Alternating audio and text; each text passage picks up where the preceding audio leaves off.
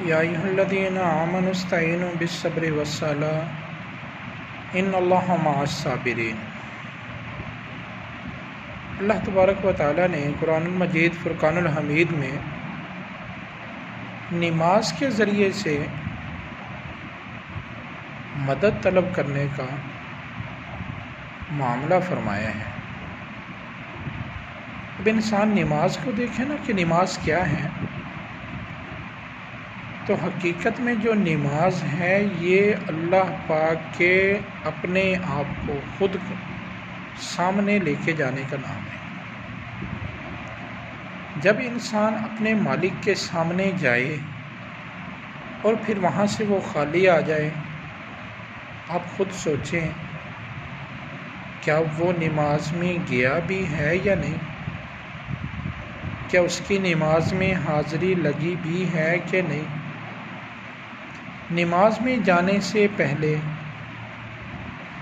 کچھ طریقہ کار ہیں جن سے ہمیں گزرنا ہوتا ہے۔ اچھی طرح سے قضائے حاجات کرنا، چھوٹا پیشاب ہے، بڑا پیشاب ہے، استنجا کو اچھی طرح سے کرنا، پھر وضو کو اچھی طرح سے بنانا۔ ان معاملات کے بعد جب انسان اللہ تبارک و تعالیٰ کے سامنے آتا ہے اور نماز فرضی کے علاوہ، فرضی نماز میں کیونکہ جماعت کے معاملات ہوتے ہیں اس لیے ان کو تو لمبا کرنے کا حکم نہیں ہے، ورنہ مان فتحجت بھی نافلۃ اللہ کا نوافل کے بارے میں تو صحابہ کرام رضوان اللہ اجمعین فرماتے ہیں کہ ہم نے آ کے اللہ کے نبی کے پیچھے نیت باندھی، آپ نے سورہ بقرہ پڑھی، ہمیں ایسے تھا کہ اب آقا رکوع فرمائیں گے، آپ نے سورہ آل عمران شروع کی، ہم نے سوچا اب 2 ہو گئی ہیں، پہلی رکعت میں آپ 2 اور دوسری میں پھر 1 پڑھیں گے، آقا نے پھر اس سے آگے سورہ نساء شروع کی، تو یہ اتنی لمبی نماز ہو جاتی ہیں کہ 6، 7، 8 پارے اللہ سے باتیں کر رہے ہیں، اللہ کا کلام پڑھ رہے ہیں۔ حدیث مبارکہ میں آتا ہے کہ کھڑے ہونے کی بنا پہ آپ صلی اللہ علیہ وسلم کے پاؤں میں سوائلنگ ہو جاتی۔ ہم عائشہ رضی اللہ تعالیٰ عنہ کہنے لگی ایک دن، یا رسول اللہ آپ کی وجہ سے پوری کائنات نے بخشے جانا ہے، ایک آپ ہیں، اتنی طویل نماز۔ فرمایا جس نے پوری کائنات کو میری وجہ سے بخشنا ہے، انہ کان عبدا شکورا، میں اس کا شکر گزار بندہ نہ بنوں۔ تو نماز میں وہ تمام دعائیں جو عربی میں ہیں وہ آپ کو یاد کرنی چاہیے۔ ہر حاجت کے لیے دعا ہے، جب آپ نماز میں اس کو پڑھیں گے تو آپ کی مدد اتنی تیزی سے آئے گی جس کی انتہا نہیں۔ نماز کے فرائض، واجبات، مستحبات، سنتیں وغیرہ جتنی ہیں، جب آپ ان کو یاد کر لیں گے تو پھر یہ آپ کے ایشوز ختم ہو جائیں گے کہ میں نے نماز میں یہ کر لیا، پتہ نہیں میری نماز ہوئی کہ نہیں، میں نے نماز میں یہ کر لیا، میری نماز پتہ نہیں ہوئی کہ نہیں۔ ابھی تو یہی مسئلہ ہی نہیں ہمارے ختم ہوتے کہ ہماری نماز ہوئی کہ نہیں۔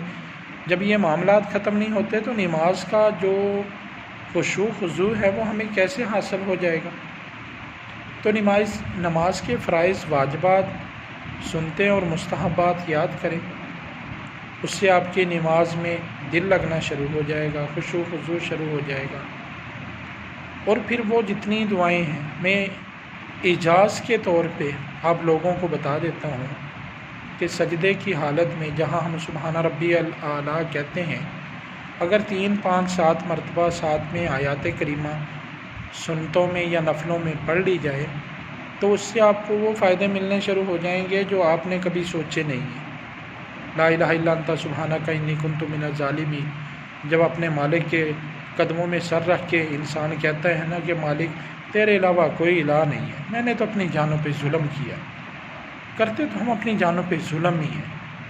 دنیا میں کتنی بے حیائی ہے، کتنی فحشی ہے، کتنے بڑے اینڈرائڈ موبائل ہیں جہاں پہ انسان کی خلوت کو بھی تباہ کر دیا گیا۔